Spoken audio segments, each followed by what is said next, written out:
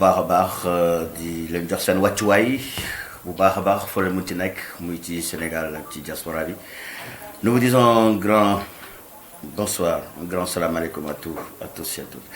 Alors le décor est planté aujourd'hui tey boo ko gisee nga xamante ni je suis avec un je dirais même plus parce que dépassé na léegi cadre ndaanaan je dirais que je suis avec un super ndaanaan quelqu'un qu'on ne présente plus, un grand ténor de la musique sénégalaise, Pape Diouf, leader de la génération constante. Pape Diouf, je suis en train de te dire salam alaikum.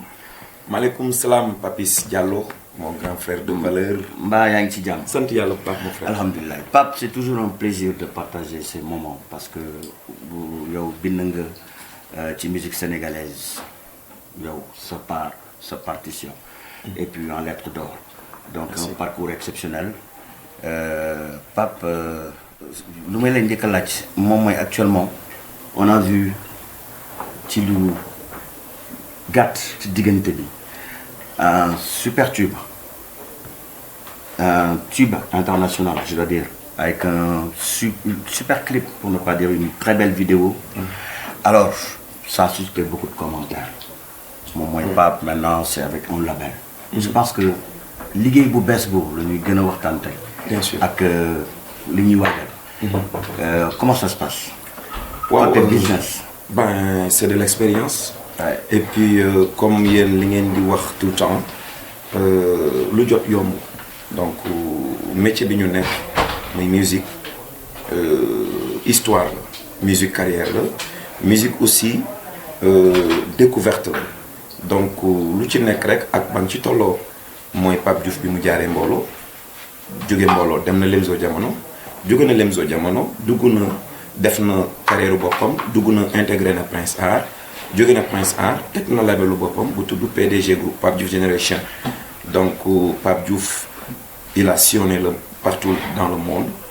Am na expérience tukki naa gis naa xam naa ràññee na. donc loolu métier la. damay ne nga teg foofu sa loxo parce que dama am benn man su may def émission damay bëgg tout le temps entretien am ay anecdote. oh yeah. Anecdote wu Lemzo Jamono lay ñëwaat. waaw. Alors c'est au premier balbutiement, c'est à tes débuts. Ouais. Pape amoureux de la chanson, Pape qui déjà était tout simplement amoon na kii bu gars yi détecté woon. Mais Pape anecdote bi ma si gën a marqué. mooy da nga daan dox Pikine ba fi ngeen doon répété. Bien sûr. Je voudrais quand même historiquement que nga raconté ma loolu. parce que c'est important. anecdote bu am solo la parce que loolu rek mën na caractériser sa début yëpp nu mu metti woon. waaw en fait loolu day wane ngëm-ngëm maanaam boo nekk ci dara nga gëm ko li ñu naan ko loo doonul ndongam doo nekk sëriñam et que d'ailleurs tey boo xoolee am na ci yenn kilifa yoo xamante ni bu ñu la nettalee seen parcours tey am na fi ay cadres yi nga xamante ni soit ay président lañu wala ay directeur de banque ay directeur de société di ay kilifa bu ñu lay nettali bi ñuy door bi ñu doon dem di jàngi école dañ doon dox ay kilomètres donc man aussi Pape Diouf loolu sama carrière foofu la dooree dama gëmoon ni que un jour viendra sama tour dinañ ko tudd partout dans le monde dinañ ko tudd suma réew et que dinaa représenter sama réew ndax lu ma mës a gëm la donc am lu yàlla defoon ci man ma gëm ni que lii mën na ma jariñ waaye nag loolu il faut ma am fu ma jaar donc loolu moo waraloon d'ailleurs dinaa ci woy sax maa ngi fàttaliku ci tàmbali ba musique nga ànd ak man mu metti maa ngi fàttaliku ci bayal ba ku romb naan kii dof na waaye maa ngi fàttaliku su ma masaan bëgg a dem ñàkkum paas dikke ma donc ma daan dox naaj bu tàng jër pour dem répétition ma daan dox su ma daan jouer soirée ba pare. fan la woon Pikine ba. non usine ñaari tali. waaw jëppal léeg-léeg aussi daanaa dem Dakar bi ma jógee Lemzo Jamono di uti producteur aw ma du ma su may ñibbisi du ma am paas bu ma andi Pikine ma doxee Sandaga ba ginnaaw raay mais du ma ko yëg Papis xam nga lan moo tax amour bi ma amoon ci suma métier la du ma ko yëg xam nga Sandaga ba ginnaaw raay dafa soree trop. Et puis il y avait beaucoup de risques. Alors que Ndiaga Ndiaye 100 francs. 100 francs mais moment boobu pour nga am 50 francs. Problème la. Donc loolu nit day jaar foofu. nit day jaar foofu et que boo gisee tey fi ma toll ci sama métier ma koy wax tout le temps ci samay interview parce que nouvelle génération bi nga xam ne tey ñoo nekk fii am nañu chance boo xam ne ñun amuñu ko woon. mais ku ci nekk ci doorinu ndoorteelu carrière di nga gis lu nekk di nga daj lu nekk mais lu mu metti metti rek. bul xaddi. et puis lu si ëpp solo pour un message pour cette jeunesse nga toll woon ci tarbiwu maanaam jàng gën a am expérience si way gën ko maîtriser parce que nit mën na way nii aay baat bi neex mais mu xam musique dem ay répétition xam fan la baat bi war a duggee fan la ko war a wàccee fan la ko war a yéegee yow gëm-gëm boobu nga amoon en bandoulière moo la taxoon ngay def sacrifice yëpp waaw et c'est important pour parce que chance bi ma amoon la dama amoon chance loolu nag chance la donc yàlla dogal sama début carrière ñëwuma rek maanaam nekk leader dama jaar ci benn école bu mag c'est le Lemzo Jamono école bu mag ma jàng fa ay secret yu bari ci musique donc ma am fa xam-xam Lamine jàngal ma ko mu nekkoon groupe boo xamante ni vraiment mythique et que bi ma jógee foofu ak xam-xam bi ma yóbbaale foofu je me suis dit que ni lu mu metti am na bagage bu nekk ci man. Et puis dans un groupe il n'y avait pas un lead vocal. Il y avait plusieurs chanteurs. Chacun avec son style. Et qu'il y avait un seul patron muy Lamine Faye. mu jàngal nu nag modestie tey boo dégg ñu naan Pape dafa yaru. Pape dafa calme. Pape dafa discipliné. parce que loolu laa jàng foofu. et que sunu métier bi.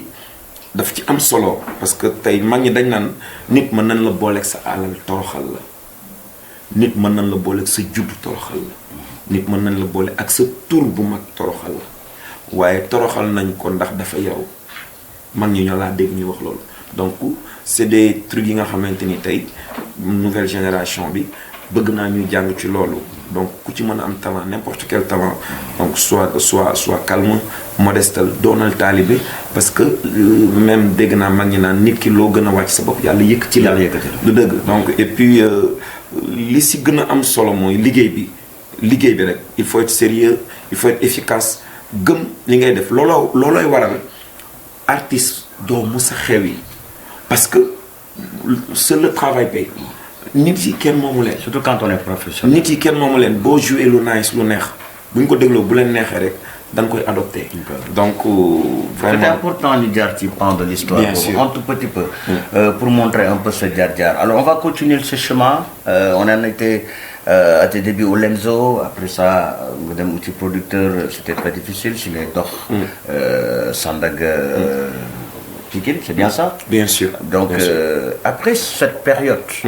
ou tout simplement yow li nga jiitaloon mooy jàng gën a mokkal parce que liggéey dañ koy mokkal donc c'est important alors juste après ce cheminement bi nga jógee foofu après on te laisse nous raconter la suite. waaw bi mu jógee Lemzo dama fa jàng moderne musique moderne maanaam ñun dañu amoon secret boo xamante ni tey Lamine bu ñu daan ñëw di répétition avant les musiciens moom moo doon njëkk commencé di atelier ay Dire Straits la doon déglu Mark Knopfler tu vois donc musiciens yi gën a aay si monde bi la doon déglu donc les trucs jazz yi morceaux yi la doon jël di si liggéey di ko dëpp donc gars yi di ko mbalax comprendre nga xam ne suñu groove day am doole boo xoolee Lemzo Jamono morceaux ñuy def ay confiance tu vois ay Cocorico ay Yaruna tu vois donc boo xoolee répertoire Lemzo Jamono répertoire bu riche la boo ko tegee tey c'est dafa mel ni tey la génn donc bi ma fa jàngee loolu mu jóge fa léegi xam naa morceau ni ñu koy sololee yére xam naa intro ni ñu koy defaree mais ci yoonu mokkal bi voilà ci yoonu mokkal bi xam naa groove ni ñu koy defaree refrain ni ñu koy defaree boo waree génne lu jaay xam naa ko léegi ma ne nag loolu ok am na lu ma ci mën léegi li ma desee mooy nag mu ngéwél maanaam jàng musique traditionnelle donc bu dee ci tukulóor yi war nga gëstu côté yelaa bi bu dee ci côté séeréer war nga gëstu couleur séeréer bi bu dee nag ci côté ngéwél comprendre nga donc il faut nga commencer di déglu jàngkatu xasaay di jàngkat yi nga xamante ni tey maanaam seeni harmonie lu mel ni ay ñoom Moustapha Mbaye suma tonton maa ngi koy nuyu de passage lu mel ni tey ay ñoom Cheikh Diop Mbaye ainsi ñoom Alla Diop ainsi de suite commencé nag di déglu aussi musique traditionnelle ku mel ni tey sunu yaay xarme ma jaaga ku mel ni Ajarat Daaro Mbay ku mel ni suñu yaay Kiné Lam ma Mbamba ku mel ni Mama Dial Mbaye ku ci mel ni Fatou Géwél comprendre nga ay Ndey Mbay jiin ma jooju ndingi yàlla na ko yàlla xare aljana ñoom Njaga Mbay xam nga donc di déglu ñooñu di root ci ñooñu donc looloo waral bi may génnee sama premier album boo xoolee ça n'a rien à voir ak Lemzo dama démarqué xam nga ay yeewul leen jël jot na teelu leen morceau tradi moderne ay jimee yaa gore sa waay tey daal dañu kontaan sa waay démb ñoom dañu kontaan ci yow kii moo gore donc yooyu c'était des trucs traditionnels. Aujourd'hui tu me donnes raison parce que je me rappelle si mes souvenirs sont là et ne me lâche pas. Je me rappelle que sur mes premières fois il me l'avait présenté ouais. En audio à la radio, je disais un chanteur qui est à cheval entre. Voilà, c'est ça. La musique moderne et la musique traditionnelle. Voilà, donc loolu moo ma xëj foofu. Tey l'illustration est là. C'est ça. Donc je me suis dit que ni am na lu bëri lu ma dese naa dem gëstu ji loolu. Donc ci laa dem nag gëstu. musique ma laa tuuti beneen cosaan. Comme cosaan traditionnel parce que loolu sa mbir la. te ñuy seetaan dina leen neex. waaw par exemple tey xam nga ndaanaan bu ñu la cuqee rek war nga jug par exemple boo ma neen Pape wayal ma mën naa ne la ñaalu gi naa ko daan jël bi gantamaali gànna paale Papis Diallo jéeri maa jigéen yu ma moji baaba moji dëgg Papis Diallo bi ngel ba noo taam sama waaji ji naa la bàkk naa la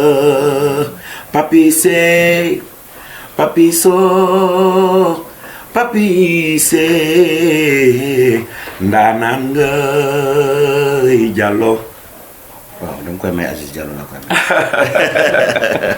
Aziz sama frère sama xarit. Voilà donc ba léegi ñu ngi ci yoon bi. nga jëlee moderne Lemzo rapidement daal di dem gëstu également ci traditionnel bi. boole leen. mu nekk benn cocktail boo xamante ni moom nga àndal. pour le reste de ta carrière. bien sûr on continue.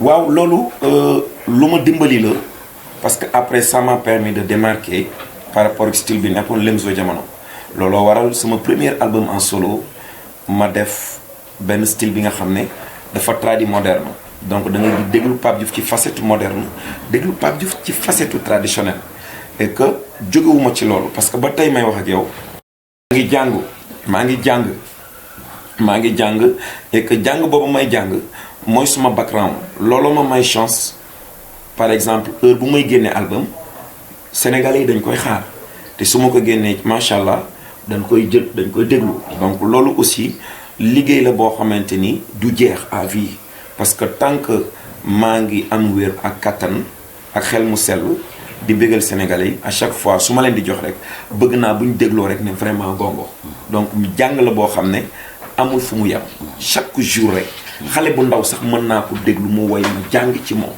parce que xel puso bu réer la puso bu wadd la mag da koy for xale da koy for mais li wóor boo wóor mooy maanaam nangoo liggéey ci anam bu mu mën a nekk nag lu waay nekk rek boole ci fulla fayda sérieux ak ñafe respecté ko loolu mooy tax li ngay def mu jariñ la.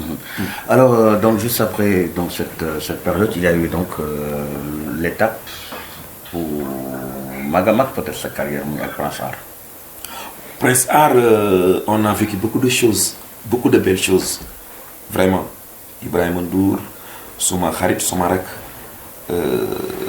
liggéey nañu lu bari réalisé nañu ay albums on a fait beaucoup de trucs beaucoup de grands trucs donc ñoo demandoo Grand Théâtre en 2012 après dem nañu Europe wër nañu àdduna donc muy suma rak yàlla dogal ñu doon liggéey bu rafet mais nag àdduna lu jot rek suñu borom. mais tey c'est l'occasion de dire aux Sénégalais que il n'y a pas eu de rupture. non. entre Prince Art mais Sénégalais et Pape Diouf. Sénégalais xam nañu en fait bon ça veut dire que ça fait couler beaucoup d'encre. bien sûr et j'ai eu benn jàngat boo xamante ni jàngat bu moom si neex la.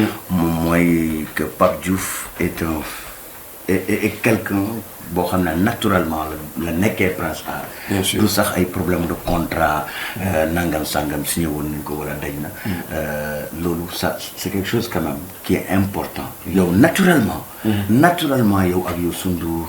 vu les relations qui vous lient et tout ça donc c'était naturel que tu sois à Prince Art. Waaw. donc génn bi aussi dafa naturel. bien sûr Papis xam nga nit yi c'est vrai que bu dara amee ku nekk ak sa xalaat et que loolu mooy àdduna mais foofu amuñu benn problème donc su ma quitté Prince Art lu naturel la du jotee du problème du dara dafa jot rek yàlla dogal ñu war a nag jël suñu yoonu bopp ndax am na suñu ay rakk yi nga xam ne tey war nañ leen jàppale aussi ci suñu xam-xam bi ñu yàlla may ñoom it ñu propulser leen am na aussi suma rakk yu ma fa bàyyi boo yooyu aussi war nañu génn war nañu exploser te Papis ndab kenn du ko ñedd waaw suma rakk yaa ngi foofu tey boo xoolee ku mel ni Aïda Samb ku mel ni Momo Dieng ku mel ni Pa Ibrahim ak yeneen boy yi donc ils sont pétris de talent boo yooyu war nañu génn war nañu exploser donc loolu moo waral nag ndab kenn du ko ñedd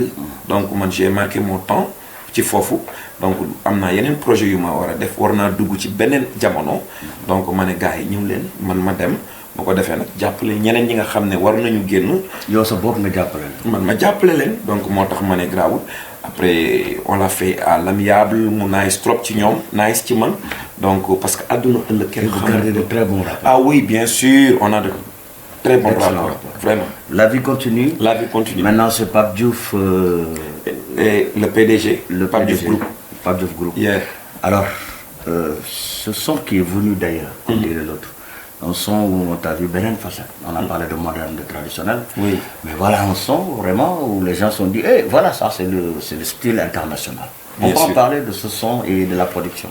waaw bon Paris-Dakar histoire la Paris-Dakar bon histoire la boo xam ne lu ma dund la donc morceau la boo xamante ni dañ ko bind noonu parce que lu ñu vivre la bi yàlla dogalee ñu am producteur bu nekk à Paris il s'appelle Tokocho moom it gis ma par le biais de mon petit frère qui est actuellement mon manager Makhtar Diop Subatel Makhtar moo ma booleeg Tokocho donc Makhtar moo organisé woon Zénith en 2012 bi mu ko organisé yàlla dogal Zénith bi réussir loolu macha allah donc Makhtar di ma jàppale si ay relation di ma jàppale aussi sur le plan international di ko def bénévolement xaaru si dara ngir cofeel bu mu am ci man ak bëgg-bëgg bu mu am ci man ak yëg-yëg bu mu am ci man donc yàlla dogal ñuy dem di dem. ba label boobu la ban label nga signé sur le plan international actuellement. Bon, actuellement maa ngi signé ak Universal Music. Mais avant Universal Music. Subatel. Avant Subatel il y avait Arissa Music donc ñoom ñoo nekk Paris et que album disque bi nga xam ne moom la ñu enregistré ba Universal jënd ko ñoom ñoo ko enregistré. donc il fut des temps chaque semaine dinaa dem ñaari yoon Paris ñu ngi di liggéey donc Paris-Dakar mooy morceau bi ñu mujjee defar donc ma gis ni que tout le temps damay de Dakar à Paris wala de Paris à Dakar bon ma ne ñu ne pourquoi pas bind benn son bu tudd Paris-Dakar. du fait que temps yi liggéey bi li may dem Paris dafa bëri donc Paris-Dakar noonu la ñëwee. Alors dans tes publications sur Facebook est-ce que jauge nga un peu lu ñuy wax bi affaire bi génne parce que dama ko topp man. waaw bon alors il y en a beaucoup qui ont dit que voilà style bi lañ la bëggee gis quoi. c'est vrai waaw xam nga c'est vrai xam nga léeg-léeg Sénégal yi dafa bëgg ngay changer et que nit dina am luy nelaw ci yow te peut-être sax doo ko xam wala nga xam ko te jotagul nga génne ko mais Paris-Dakar la gars yi génn mais yeneen yi bu génnee mooy daax Paris-Dakar. kon yeneen yaa ngi ci yoon. ah oui il y a de belles trucs. ci alors disque Paris-Dakar jàll bon et puis ñu toog tuuti rek Pape andil ni ñaari single. non ñett la. ah ñett la man ñaar laa jotoon. yow la ak Imam Cheikh Tidiane Cissé. waaw ak benn prod bu ndaw de 3 minutes bu ma def ak suma rakk Dieyla. waaw ok donc en tout cas ñaari moom je pense que ni que c'est bien rentré parce que benn bi juste avant Saint-Valentin la. oui ça parlait d'amour beneen bi aussi tamit muy hommage ci kilifa bu Imam mag Cheikh Tidiane Cissé. boo delloo defal hommage bu baax a baax. bu baax. wax lu baax ci moom. ndeysaan. alors ñaari single yooyu moom donc yaa ngi ko produire de manière locale. bien sûr bon ñaari single yooyu dama ko doon may sénégalais yi rek. parce que fu ma romb ñu ne mais Pape namm nañ la mën leen ne. xam nga nam loolu da ngay toog ba ñaari génne benn affaire may mais waa gi nooy def gars yi dañ ma ne namm nañ la mën leen mais maa leen gën a namm. donc ñu ne ma mais ay nammantugul ay nammante lay doon léegi ce qu'on va faire comme que dañuy jëm ci Saint-Valentin. dinaa leen may benn morceau mbëggeel boo xam ne moom dañ koy mbalax pur et dur. donc ma ne nag Imam Cheikh aussi ma koy nuyu di ko ziyaare Niass Koumba Abdallah mu yàgg ma marqué su ma koy xool ci YouTube bi di gis taalibe yi ñu am ci àdduna bi boo demee Nigéria presque une centaine de millions d'habitants nga gis vraiment ni ñuy toppee Baye Niass nga dem Abuja image yu doy waar nga dem exceptionnel Ghana surtout Nigeria exceptionnel quoi. C'est incroyable exceptionnel et que ñoom ñuy ay doomu Sénégal exceptionnel mais loolu man en tant que porteur de voix vraiment mënuma nelaw ma ne lii il faut ma delloo leen njukkal ndax lii l'islam dafa yëkkatiku te nag man dama bokk ci ñii nga xamante ni bu l'islam maanaam amee fu mu xaw ma nan laa ko mën a expliquer maanaam sunu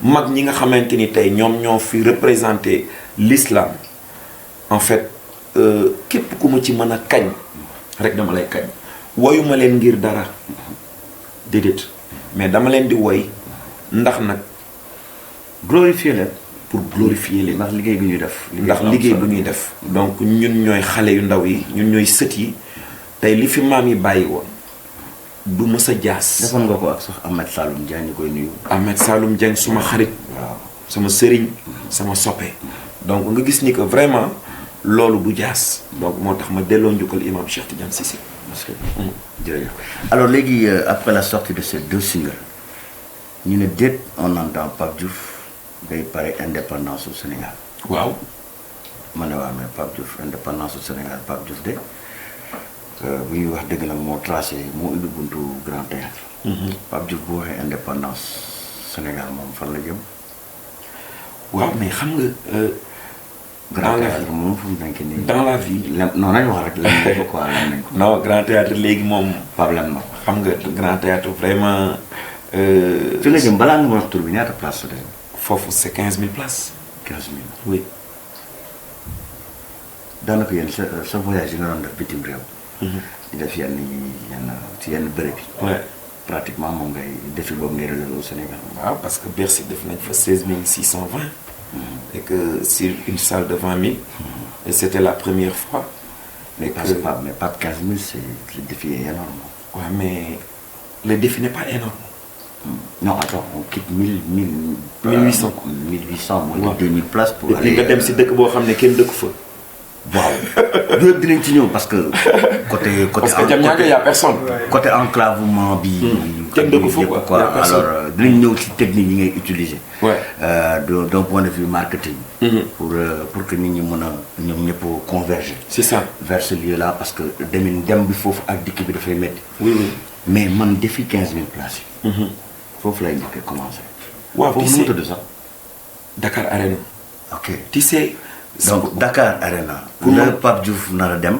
nee na Le 15 000 places le Oui. 4 avril muy jour bi ñu moomee suñu bopp donc la fête de l'indépendance de l'année 2020 avec Pape Diouf Dakar Arena bis gis nga dama lay wax non nag jëree nga nag non mais ñun ñëpp ñoo non Dakar Arena ñun ñëpp non ñu Pape massé. nga expliqué ma Dakar Arena bi quoi waaw mais xam nga àdduna yàlla daf ñu sàkk ne li gën ci àdduna mooy doomu àddama ba pare nag teral ñu kon xéewal ñu nekk ci àdduna ñun ñoo ko moom dama gis ni que tey boo nekkee ci dara di ci liggéey waroo am tànku ginnaaw tànku kanam danga war a am tànku kanam Grand Théâtre bi ñu fay dem lii lañ ma doon wax ma ni leen cheur man Grand Théâtre day métti. Grand Théâtre xam nga gars yi bu ñu rombee. Pape nag bii nag moom. oh bii Pape non Pape bii moom. man dana tiital Pape. non pas mu tiital mais bon en fait c'est que beaucoup de Sénégalais se posent la question. nous on se met à moi je me mets juste à la place des Sénégalais. Qu'est-ce qu'ils ont dit? non parce que en fait bii nii boo ci paree. yow boo fa rombee non man en fait bu ma fa rombee non c'est que boo paree ci bii. non boo fa rombee bu ma la tàggatee si rajo bi wala dara du ma ay bon la génération consciente non dama naan le chanteur des grands défis. non laa lay présenté waaw mais xam nga. ça va changer ah. Papis. ñun ñëpp ay sénégalais lañu. donc tey je me vois man en tant que artiste. dama dem dëkk bu mel ni Dubaï.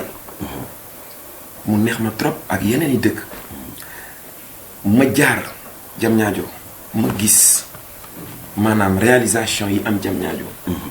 président Macky Sall def foofu. ma gis artiste laay wax ma gis ni que fii yëg-yëg bi ma ci am dans l'avenir. da nga doon romb am yëg-yëg xool am yëg-yëg ma gis réalisation yi chantier yi. dafa rafet nag quoi. dafa rafet xam nga tali yi ni mu demee. tu te sens à l'européenne. nga gis ni que vraiment am na confort et puis à l'avenir nit ñaa ngi dëkk si foofu. et que dëkk tey sa kër boo ko defaree ba mu rafet da ngay kontaan parce que da ngay gis ne oh kër gi taaru na ma gis foofu ni mu rafetee je me dis que ni fii ëllëg même buñ ko fekkewul dina doon dara. en tout cas man décrété naa. maa ngi ko wax suma mbokk animateur présentateur léegi da leen wooyee Pape Diouf le chanteur des grands défis. non maa ngi seen ginnaaw. des grands défis. maa ngi seen ginnaaw donc je me dis que. ma romb Dakar Arena.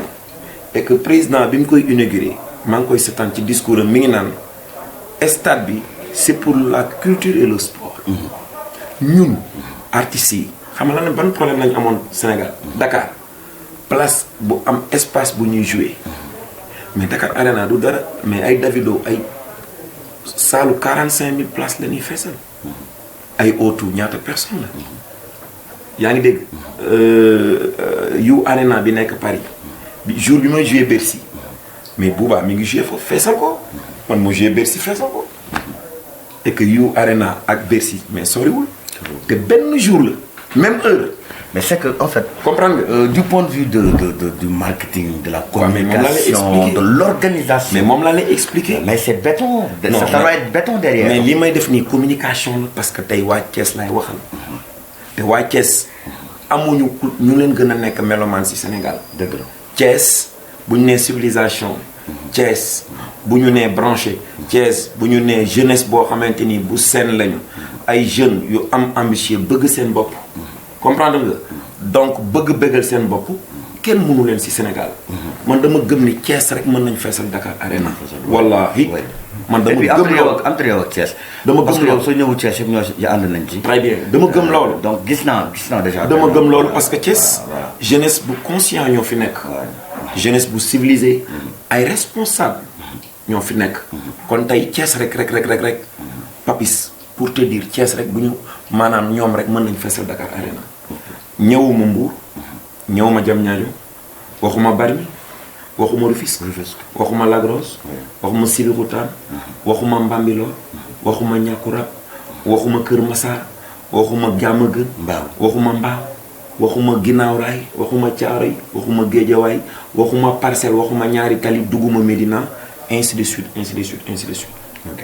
dugguma sax ci région yu mag yi gis nga 4 avril fête nationale la te Sénégal bi ñoo ko war a feetu beneen bi ci topp Dakar Arena nit ñi dañ kumpa bu Bercy amee ñu yàkkamti xool mais Bercy lan moo doon mythe bi Bercy dafa amul mythe joué naa fa dem naa fa maintes reprises joué naa fa xam naa li fa ne amut nekkatul mythe ci man mais Dakar Arena bi ñu am tey moo dàq Bercy moo ko gën a rafet moo ko ëpp ko balaa nga koy xam sax nga dem fa parce que Dakar Arena dafa am ay loge présidentielle yoo dafa mel ni yaa ngi sa néeg toog sa kër toog loolu amul Bercy super confort bi nekk foofu amul Bercy kon tey je pense que ni tey baax na Sénégalais yi week-end boobu après défilé bi 15 heures ñu dugg ci seeni navette ñi taal seeni oto taximan yi andi gars yi Njaga Njaay yi andi gars yi sareet yi sax nañ déplacé wu ñëw parce que suñu fête fu waaye mën a dugg ba jóg takk jóg rek non ñëwul quoi nga ñëw découvrir Dakar Arena. Alors yaay doit avoir une équipe derrière toi actuellement pour préparer loolu pour yombalal peut-être ñu bëgg a déplacer wu jóge Thiès ñu jóge Saint-Louis ñu jóge Kaolack. bien sûr parce que li ma doon limal lii Dakar la yem sax ñooñu ñëpp dañuy organiser wu. alors yow à ton niveau ak ton staff comment vous vous organisez actuellement pour que foofu nekk point de convergence. waaw xam nga ñun ak expérience bi ñu am ñun yàgg nañu organiser. donc tey jii xam nga ni jóge Ndakaaru wala jóge Thiès wala jóge Mbour di dem Dakar Arena parce que ville la boo xam ne kenn dëkk fa donc il faut que tu prennes tes précautions donc tey on est en partenariat avec Dakar Dem Dikk. super ku mel ni le directeur général maître Moussa Diop bi ñu 3 mois à l'avance seeti nañ ko wax ko suñu projet donc ñu signé ak ñoom benn convention boo xamante ni ñoom personnellement événement yi mag yi am ci dëkk yi lu mel ni ay màggal ay gàmmu fu mu mën a doon xam nañu site yi ñu war a jëlee nit yi pour yóbbu leen donc tey jii dina am ay navette yuy taxaw place de France par exemple fii Thiès ku bëgg a dem maanaam yoroo oto mënoo jël taxi wala mënoo jël Njaga Njaay navette yaa ngi fii ñu ngi nekk place de France ñu déparé fa la ñuy déparé dañ leen di xaar yóbbu leen ñu ñëw présenter seen billet dugg bu concert bi pare navette yooyu ñoo leen di jëlaat yóbbu leen ba place de France du am benn problème sécurité aussi 200% donc war nañu gisante ak le ministre de l'intérieur mon grand frère Aly Ngouille Ndiaye pour côté sécurisation bi nga xam ne du am benn muskina donc noonu ñu koy defee Thiès noonu lañ koy defee partout dans le Sénégal parce que Pape Diouf fu nekk dafa am ay fans fu nekk am nañ fa représentant fans club. et ce fans là qui va se déplacer comment il va faire. ñoom ñi ngi coordonné avec le président national et international mi ngi tudd Demba War déjà mi ngi. et le transport comment ça se passe. le transport c'est gratuit parce que ci billet bi lañ koy inclure. maanaam billet bi ngay jënd. doo ci fay bis donc noonu ngay ñëwee boo ñëwee nga dugg bis bi xaar la après sa navette yóbbu la. donc le président fans club national et international mi ngi tudd Demba maa ngi koy remercier parce que boobu ba léegi mi ngi ciy liggéey bu am solo donc sunu réseau fans club bi aussi ils sont tous informés. ñeneen ñi nga xamante ni aussi parce que fête bi du fans yi rek ko moom Sénégal la ko moom donc ni ñuy communiquer ci dëkk bu nekk wala ville bu nekk wala quartier bu nekk navette yi ñi fay jógee.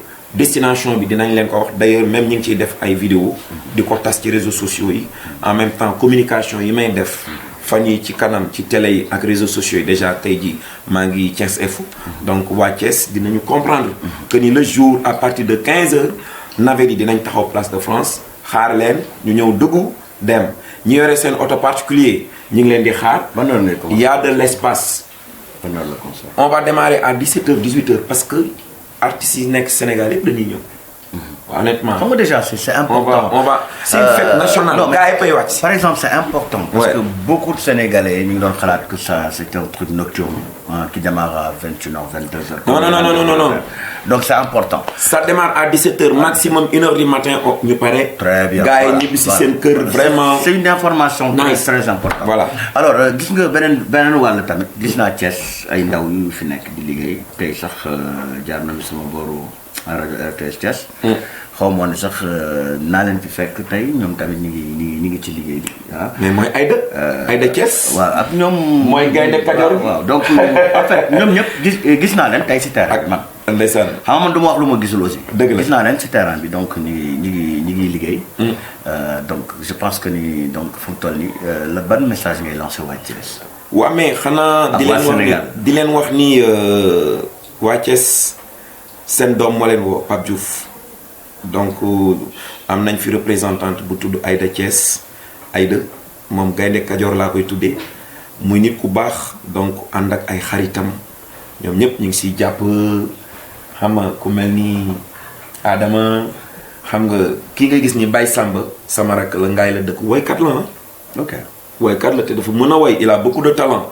mais tey jii mi ngi moom it xam nga takk ndigam nekk ci liggéey bi ndax bi muy nekk xale la ma bëgg di ma seet si di ma fréquenter donc ñoom ñëpp ñu ànd ak Demba War di ci liggéey bu am solo biir Thiès mais nag kër boo fay dugg da ngay jaar si buntu bi tey mën naa ni Thiès mooy sama deuxième ville à part Dakar li ko waral mooy suma benn xarit fi nga xam ne fii këram la ñuy defee tey émission muy Aziz Diallo di sa xarit aussi maa ngi koy remercier bu baax a baax parce que maanaam doolee jël ndox la donc maa ngi koy remercier di remercier jabaram Ami Diallo ñoom ñaar laay woy ci morceau yow la bi donc Aziz muy koo xam ne dépassé na fans mais Aziz doomu ndey yéen ñi seetaan de Aziz ak soxnaam waaw doomu ndey la bari na nii la dëkkee ak man donc doomu ndey la et que li graaw mooy moom xam naa sama camara man ak moom histoire la Aziz xam nga nit ki la bëgg te ut siwu la maanaam ut siwuma man ut siwuma ko dañu dox ba daje dama ñëw fekk ko ci benn Elton muy jënd ma ñëw nuyu ko ñu nuyoonte fekk maa ngi naan sama xel mais sawaay li mu sol rafet naa maanaam ma gis ni que moom ni may soloo noonu la soloo man nuyu ko ne ko waa mais mon frère ça va na ngeen def ñu nuyoonte xam nga après ñu jëlante ay numéro ba après bi mu demee ñu wootante mu xamal ma ne ma ñëw naa sa soirée seetaan si la ba ñu cambriolé ma est-ce que te année boobu ak bi ñu gisante war na mat ay 4 ans est-ce que affaire bi yéem ma depuis boobu nag la ñu xamante jabaram muy ku baax parce que kër su neexee rek ku jigéen ki la muy Ami vraiment tey su ma amee audace bii Thiès ba ma promoteur woowee ma ñeme ñëw Aziz moo ma dooleel maa ngi koy remercier di remercier xaritam le receveur de Thiès JBC maa ngi remercier aussi suma frère Mor Gueye di remercier aussi monsieur le maire de Thiès Talla Sylla sunu tonton Talla Sylla donc ñu ngi koy remercier bu baax a baax a baax di remercier suma xarit Ahmed Saloum Dieng muy nit ku baax koo xamante ni moom it dafa may jàppale di ma ñaanal di ma jàppale donc vraiment Aziz famem mënuma leen fay ku mel ni grand Matar Diallo ku mel ni grand Maysa xam nga donc muy ay nit yu baax waa kër ñoom Ami Diallo aussi bëgg ma vraiment mënuma leen fay donc bés bi tey événement bi jàpp nañ ci bu baax a baax a baax a baax donc vraiment maa ngi leen di remercier vraiment de vive voix. Ouais. Alors Pape donc wax naa ko sànq bon peut-être que mes collègues amis et potes et frères et sœurs ñi nekk ci animation yi ba si tey man nee naa leen da leen woowee Pape le chanteur des grands défis parce que en fait c'est vrai parce que au moment où attention au moment où ñu ngi doon xool naan grand théâtre ci la ñëw xali yoon bi depuis lors grand théâtre gis ngeen ko il a créé un boulevard derrière pour tous les jeunes et tous les musiciens du Sénégal. Aujourd'hui il se lance un nouveau défi mais un nouveau défi que Pape lance mais avec vous chers Thiessois Thiessoises et suñu xarit yi nekk ci diaspora yi ak Sénégal yépp donc le défi c'est Dakar Arena. Dakar Arena le 4 avril jour de la fête de l'indépendance et l'information de taille c'est que le concert aura lieu à 17h. Inch'Allah. Donc attention donc ñu bari ñu ngi doon xalaat guddi la mais c'est à 17h. C'est à 17h ça démarre à 17h. Voilà. Parce que y aura beaucoup d'artistes qui vont jouer qui vont passer et que même Thiès aussi ñi ngi xool parce que dañu bëgg région bu nekk ñu invité artiste phare bi fa nekk mu ñëw aussi présenter dëkkam jouer couleur Sénégal la vert jaune rouge ak man événement bi moomuma ko peut-être maay initiateur bi et que le challenge n'est pas parce que c'est 15 000 places bi may dem Bercy wala Zénith loolu laa leen wax ma ne leen challenge bi du le nombre de places challenge bi mooy naa fa jouer naa fa njëkk a jouer même bu ñaari nit ñëwee sax dama koy sant yàlla. Non en tout cas non l'histoire a retenu déjà. Voilà c'est ça l'histoire gars yi dañu wax l'histoire retiendra. dama lay wax déjà que rien que dans la programmation. l'histoire a retenu. En tout cas nous allons te souhaiter un très bon succès. mais yow aussi grand on t'invite le 4 avril. non amul problème maa ngi bëgg nañu non mais attends Papis attends xam nga yow. waaw li ñu naan mag ña la jàngal. waaye yaa jàngal ndaw ñi. tu as marqué ton temps. donc jour boobu. dina ma neex trop. nga déplacé wu ñëw ci kanamu scène bi. yore micro. ne serait-ce que artiste bi jóge Thiès. nga yégal ko.